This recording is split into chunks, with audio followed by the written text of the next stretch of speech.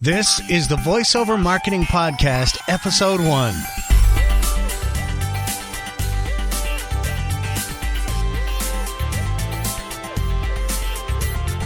Hello and welcome to this episode of the VoiceOver Marketing Podcast. My name is John Melly, and this is the podcast dedicated to teaching in-depth and advanced marketing strategies for people in the voiceover and audio production professions. My goal is to help you make more money by showing you ways to leverage your time, charge more for your talents, and allow you to spend more time doing the things you want to do in your life. In this, the inaugural episode of this podcast, what I want to do is set the table and share with you some key points from an article I wrote a few years ago that has really become an anchor for all that I teach and coach people about marketing their voiceover businesses. You see, I firmly believe that we have the right, and in fact, we have the obligation to fully become all we're meant to become and to share the gifts and talents that have been given to us. I also believe it's perfectly acceptable to promote yourself so people are aware of your talents so you can help them. If people don't know about you and what you do, then they can't engage you for your services. You might be just the person they're looking for, and unless you let them know about you and what you do, you go undiscovered and they continue on their search. So in my opinion, marketing is in fact helpful to people if done the right way. Finally, I believe you have a right to be paid well for your talents and gifts so you can live the life you want to live. Now, I'll be talking more about this topic as we travel along together. A moment ago, I said marketing is helpful to people if done the right way. What do I mean by doing it the right way? Well, I mean you offer products and services that are of high quality and of value to the client and delivered in a forthright and ethical manner. You're not going to try and sell them something they don't need, and you're going to live up to the promises you made to your client. Many people have the impression of marketing as loud and crazy used car ads, and well, that's one form of marketing, and it may be appropriate in some circumstances. But I have a broader view of marketing, and I want to share those opinions and thoughts with you.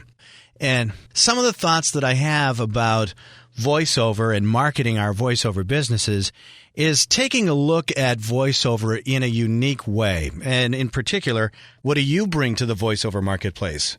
What makes you unique? And so a few years ago, I was at a marketing conference, and there was a presenter there that asked the question, "Are you a commodity?" Now, nobody likes to think of themselves as a commodity, but then to rub it in further, he asked two more questions that helped you determine whether you or your business is a commodity or not. And the two questions were, what are the top 5 services you provide to your clients? And does your competition provide those same services? If the answer is yes, then you're a commodity. Well, you should have heard the moans and groans in the audience, and I have to tell you, I was feeling a little uncomfortable myself. So, being a commodity, if you answered yes to those two questions, does that mean that we're doomed to be equated with bushels of wheat and barrels of oil? Heck no. Let's first look at the definition of commodity. Simply put, commodity means something commonly found or readily available.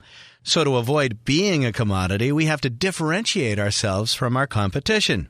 Now, obviously, everyone's voice is different. And aside from that, how do we make what we do different from other voiceover and production talent? We've got to become scarce, in my opinion. We've got to do something that no other voice talent is doing. Or we have to at least make ourselves scarce in our customers' eyes and ears. And here's another question that you have to answer. In order to position yourself as something unique and different, you have to answer the client's question of, why should I use you instead of any of your competitors? Being able to answer this question is the key to unlocking the power of your voiceover pricing and your voiceover business. In marketing parlance, this is what is called your unique selling proposition or your USP. And it's a tough question to answer, and to be truthful, your USP can and probably should evolve over time. And mine is still a work in progress. But once you define your USP, or you become unique in the eyes of your customer, all kinds of marvelous things start to happen in your business. Your clients see you as the expert in your field, the go-to person for voiceover projects. They start to refer you to others who may need your services. And since you are unique, there's less resistance to your pricing, so you can charge more. Let's talk about positioning. Another one of the speakers at the same marketing conference that I was at a few years ago was a gentleman by the name of Nido Kubain. Now, Nido was born in Lebanon and came to the United States as a young boy. He's now, among other things, the president of High Point University and the chairman of the Great Harvest Bread Company.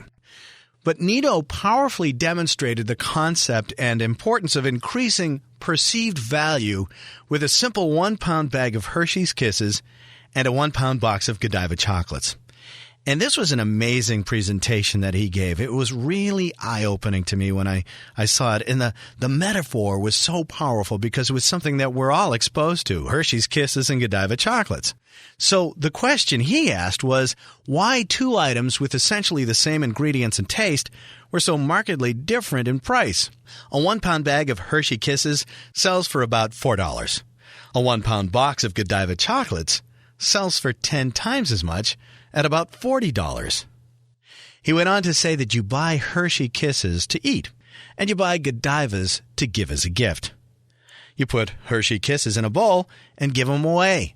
Godiva chocolates are prized, hidden away in a cabinet, and only shared with someone special. Why is this? Perceived value. Don't get me wrong, Hershey Kisses are delicious, and if they're out, you can count on me grabbing about a half dozen and eating them. And that right there says something, doesn't it?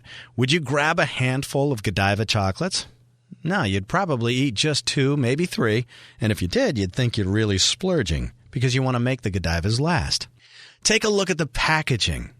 Hershey Kisses come in a clear plastic bag. They're stacked in piles on store shelves or piled in these large bin boxes at the end of the candy aisle or at the end of the checkout counter, and you just pick it up and toss it into your basket or shopping cart, and they pick the thing up and they slide it across the barcode reader and they go boop, and there's the price that comes along, and then they throw it in a plastic bag and throw it into your cart. You wheel it out to your car and maybe you tear it open and have a handful of them.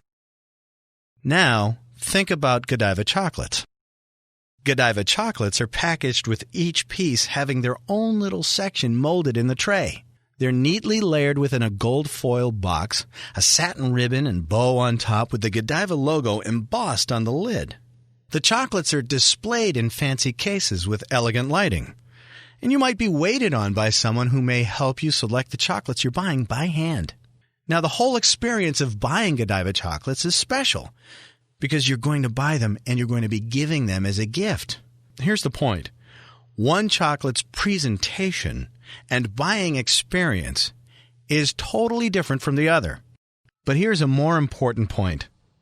Sometimes people buy Hershey Kisses and sometimes people buy Godiva chocolates, and sometimes they're the same people, just buying different kinds of chocolates for different kinds of experiences and uses.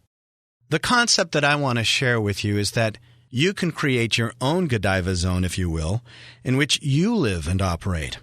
And you do it with the words you use, the way you treat your clients, how you look after them, how you dress when you meet with them, the language you use when you speak on the phone with them, the language you use when you write your emails. We're in an interesting time where we have this bridge of new technologies and people who are familiar with the older technologies, but they're using newer technologies. And we have this group of people who are interested in, or they're more current with the technology, and they're interested in using a shorthand, and they're not necessarily careful with their grammar, their punctuation, and sentence structure.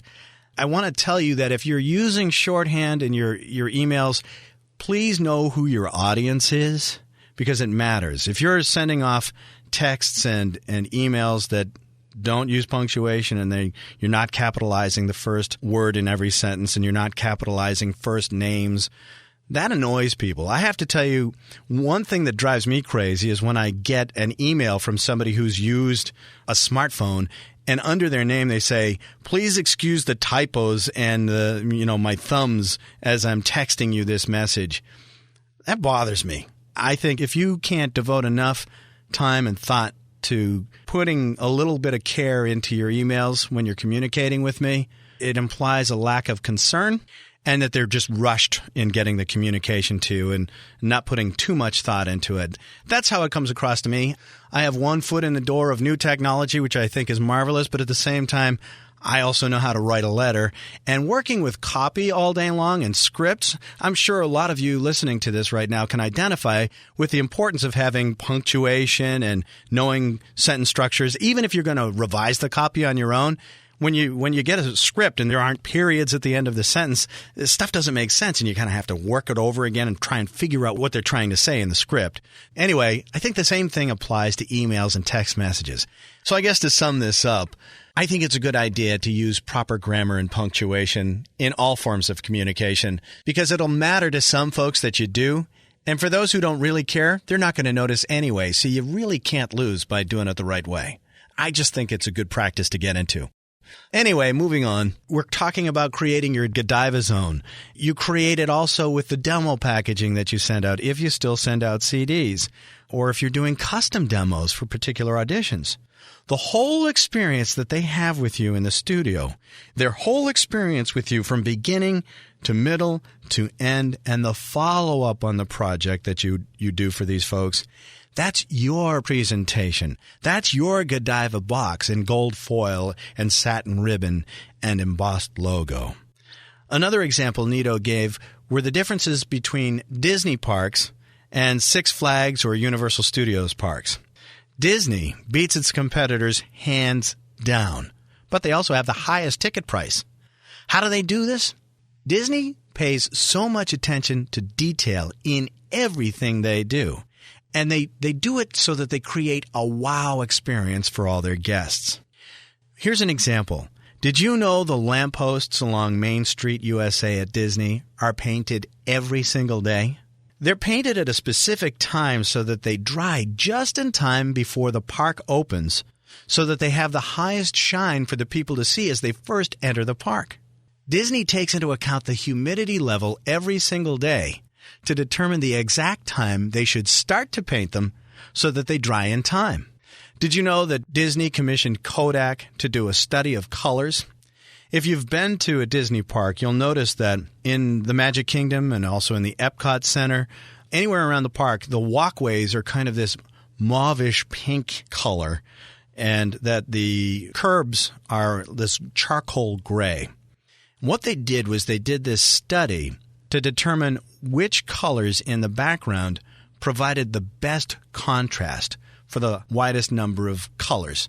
So what they did was they did this because they want you to take pictures of you in the park, and they wanted the pictures that you take in the park to look terrific. They want you to look really good inside a Disney park. So rather than having white, pale concrete sidewalks and pitch black roads and all of that, the study revealed that this unique pink color and the charcoal gray color that they use on the curbstones and then the roads throughout the different parks provide the best contrast for the largest number of different types of clothing out there so that everybody looks really good in pictures inside Disney.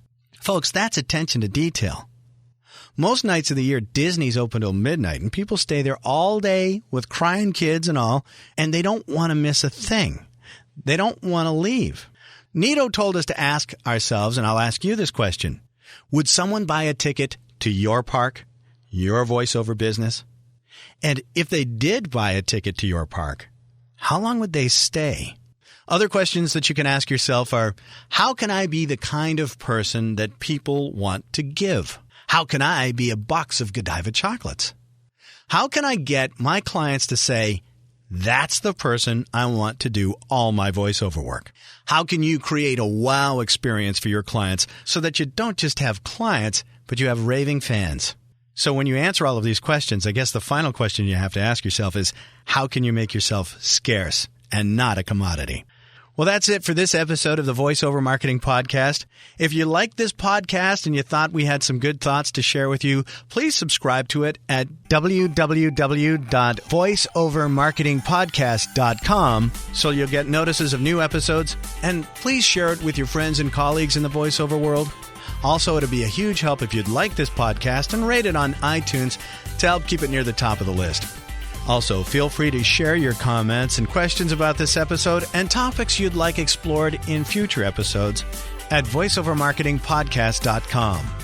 Also, if you'd like more information on coaching and mastermind group opportunities where we focus on growing your business, feel free to drop me a line at my cyber assistance email address at mike@johnmelly.com. Thanks for listening.